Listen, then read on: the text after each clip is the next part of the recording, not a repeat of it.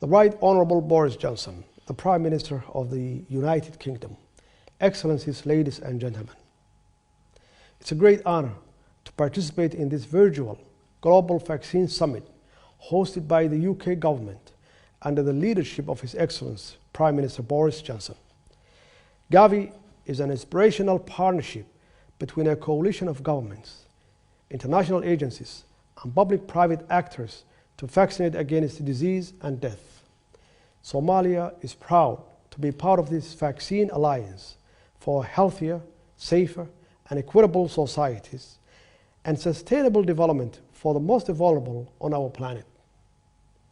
Prevention is always better than a cure, and vaccinating against preventable diseases and strengthening the health of citizens everywhere is a basic human right.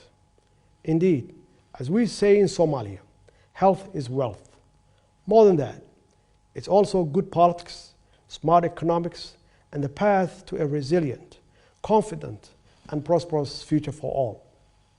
COVID-19 has truly tested the world in every which way possible.